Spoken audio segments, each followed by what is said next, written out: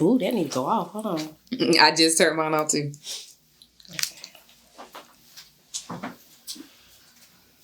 Y'all ready? Mm-hmm. Okay, I'm do a snap. This is what they do in the movies, y'all. 3, Have your moment, baby. 2, 1. Okay. All right. The BFF podcast is a raw and real exploration of friendship, entrepreneurship, and personal growth. Hosted by two women on a journey to get it right. Yes. Here we dive into the messy, beautiful realities of building meaningful connections, balancing ambition with relationships, and defining what it means to truly thrive, all while proving there's no one-size-fits-all formula for success. I love it. I love it too. Welcome back to the BFF podcast. Look, today we are diving into the delicate dance of mixing friendship with ambition. Yes. Now, can your bestie also be your business partner? You know, that's still to be discovered. Or is it better to keep those two worlds apart? That's how I have always felt. I have always felt like, you know, not that I've not ever done it, even in thinking that it can't be done. Yeah. But I never really took it there to where that's my mantra. Like, that's my thing. Like, come on, I want all my friends to work for me. I'm like more like business. And even when I do it, I try to compartmentalize a little bit. Like I was telling you last time. Yeah. I show up as business April. And then when we're friends again, I show up as friend April. What about you? I don't feel like I can do business with people I'm not friends with. Not like close. I have to trust you. I have to have that feeler with you. I gotta know you. Okay. So let's define doing business too, because I think there's different levels to it. Because every day we have business transactions. We technically do business with strangers. Yes. But when it comes to, I guess, our own personal businesses, that's where you're saying, like, I want to build my business with friends. Yes. People that I trust, people that I know deeply, that are loyal. I love that. It builds community around what you're doing, and it helps you to navigate, I feel like, the highs and lows even better. That's just my ideology. I love it. I know they say don't mix business with pleasure, but I do the complete opposite of what people say. And I feel like I've been successful with it. Well, you're the North Star for me, because I'm still getting there. And I think what happened is, coming from corporate America, it is very difficult to find friendship in work and business. Yes. Because it's like, on the one hand, it's like, oh, we want to get to know you. Who are your kids? How old are they? You know, what are they into? What's your husband's name? Yeah. And then it gets to a point where you start sharing and you open up, or at least this has been my experience, and then it's kind of like shunned. So there's no, it's like a false sense of security, false sense of community. In corporate America. And so that's where that's my stomping grounds. You know what I'm saying? Where I got my training from. Yeah. And so. And the whole don't wear your emotions on your sleeve. And all those things that were, honestly, that was created by the white male population. Those rules, right? Yeah. But when we're building our businesses, because that's what we're doing, we're entrepreneurs, right? We can redefine that, right? Yeah, I like that. And make it fit uniquely for what our community needs. And I think that is something that we have to, that's the mindset that we have to develop and evolve into in order for those relationships to be successful, in order for the business transactions to be successful. There's such a negative connotation when it comes to Black business. Yeah. When we as Black females, we are the number one demographic for educated, the ones that are driving the economy right now. Small business space. We are driving front runners, it. And so when you look at that, we're redefining what that looks like. We can authentically show up as ourselves, and there's no cookie cutter, one size fits all way to doing business now. You know, true ethics is important, right? Yeah, I agree.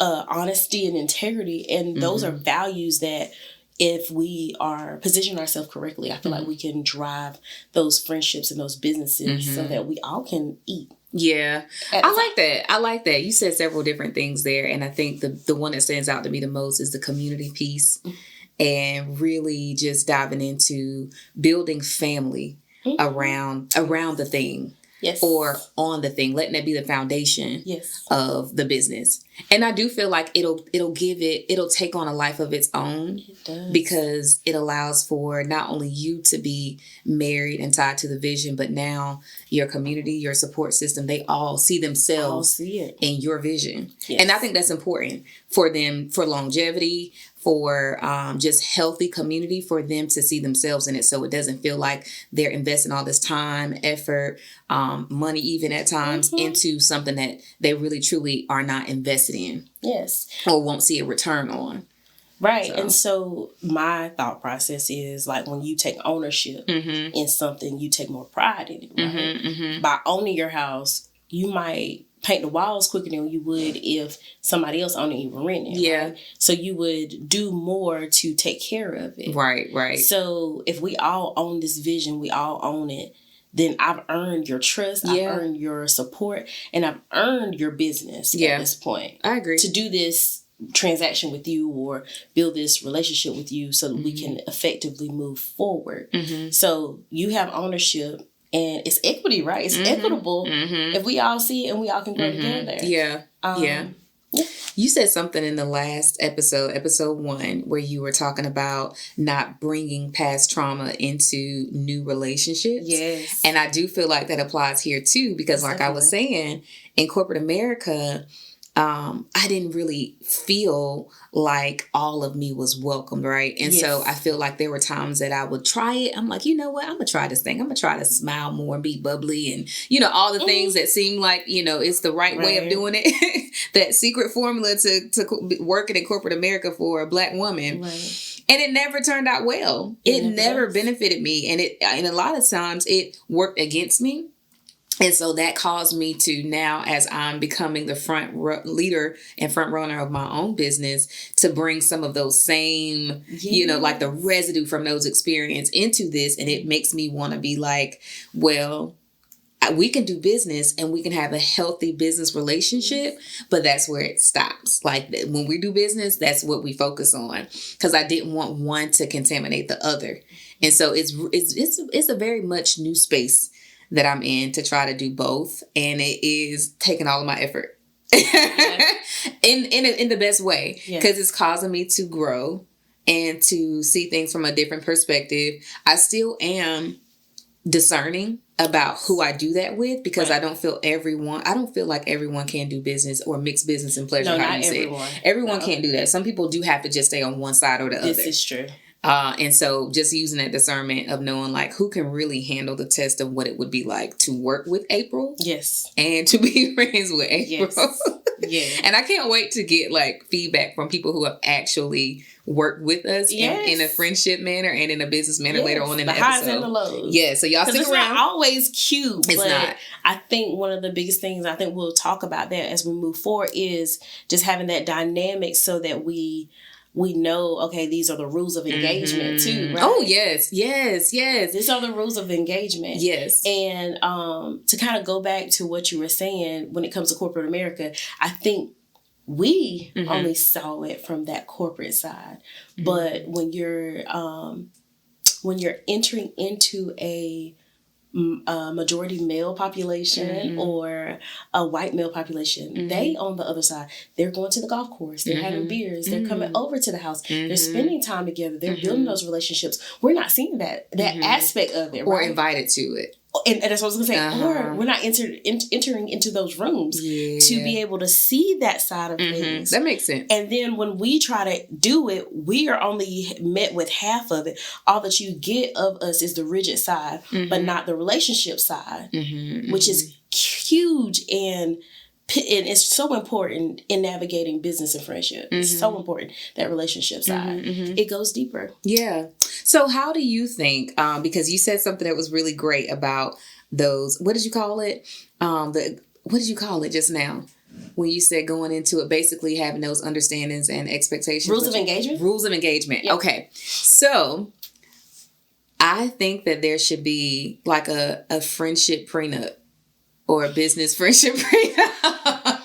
That's the legal side. That's the corporate side of you. Yes, Listen, I get it though. Because it outlines the rules of engagement. It does. Because it would be, in some instances, very much different than what it looks like when I engage with you as a friend. Yes. And if we want both of those two very different things to be successful and intermingle and to kind of marry and gel in a way, we still do have to have some very clear, defined boundaries. Absolutely. And so I'm like, and that, how did you feel as we're getting into like practical strategies for engaging in like business and friendship, mixing business with pleasure? How did you feel when I was like, okay, we need to do an NDA and we need to do a partner agreement? I thought it was weird. I like the partner agreement, right? Uh-huh.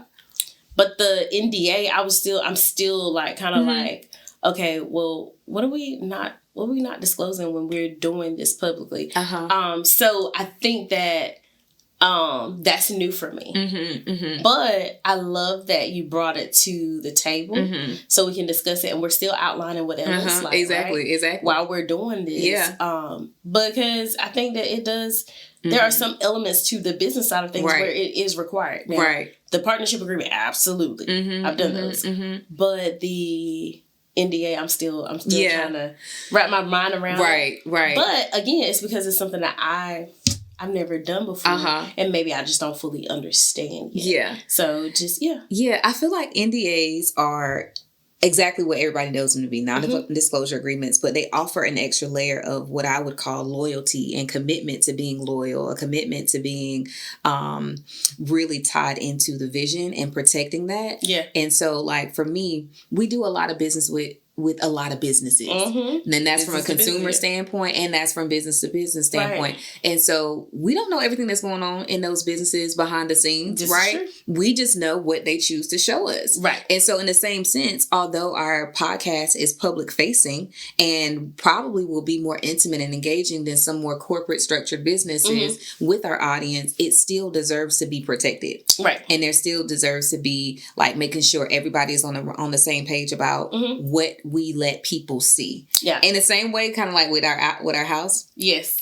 When I'm talking about like I don't live now it's a little different. This is a reach.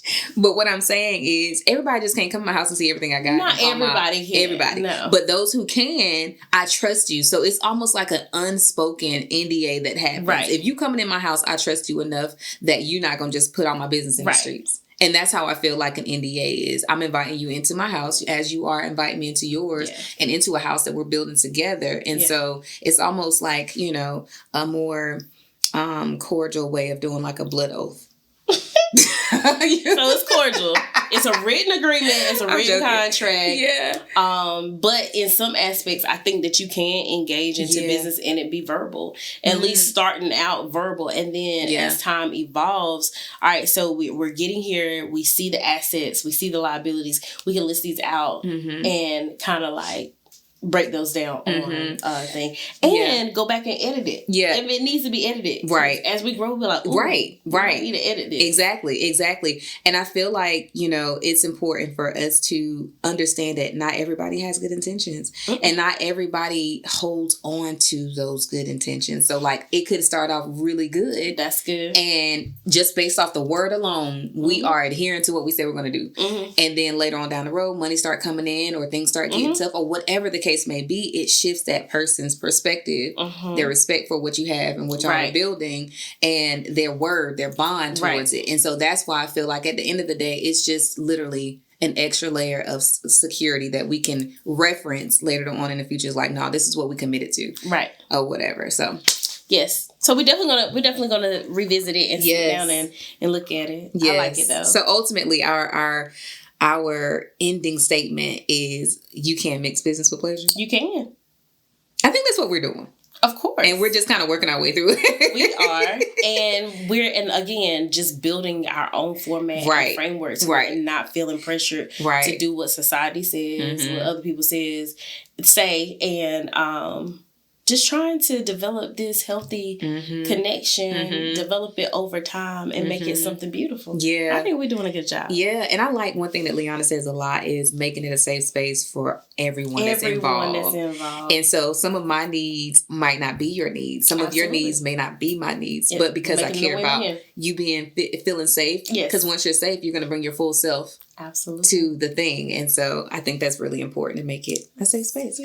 Okay. So getting into our next segment, we want to hear from those who have had a chance to work with us the closest thus far outside of us two. Yes. And I think they even had more experience working with either one of us than we do each other. Absolutely. So we're going to bring I'm going to bring on Liana. Liana has been my back support, front support, side support. She does everything but wipe my butt. No, stop. I'm so serious. Like, she has been there for the last 5 years. And just getting a glimpse into that is beautiful to me. It is a beautiful thing because you are so safe and relaxed around her. Yes. Like, all guards down. Not that I expected you to be guarded, but just observing how y'all intermingle and engage, you can tell it's real. It's pure, and it's something that has been cultivated over time. It ain't nothing that just... You know what? And the crazy thing is, we go back and forth and talk about it all the time about, like, okay,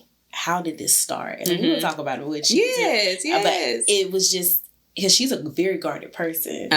So for us to do it like instantaneously, it's just been beautiful. And she's a beautiful individual. She is. So dynamic. So. Yeah. Well, I can't wait to hear more about that. You bring it on. I'm bringing on. Mine is actually more in its infancy stages in comparison to you and Kanisha. So we are also working through some of the same things that you and I are working with as we're building out this new mixing business with pleasure. But I'm bringing on Kanisha. She has been a friend of mine for a long time. And it's so odd. Like, it started out with our husbands kind of knowing each other first, and then we were kind of just the wives and, being cordial and, seeing each other around. And then it was like, I don't even remember what the first conversation was that initiated it, but once it started, it was just like, oh, she good people, like she cool people. And so she would begin to support all the things that I was doing.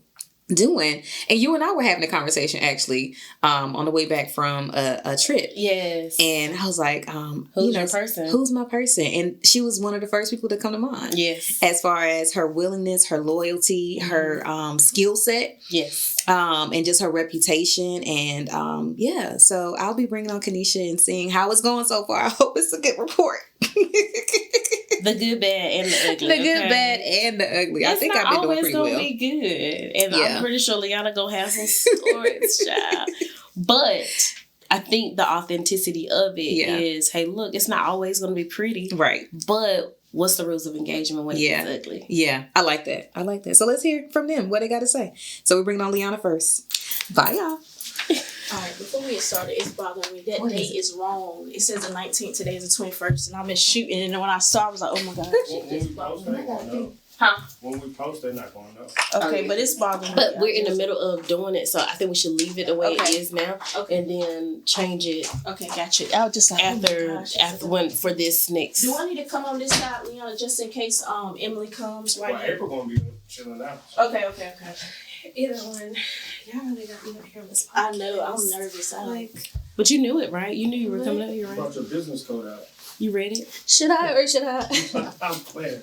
Do what you do, boo-boo. I like your style.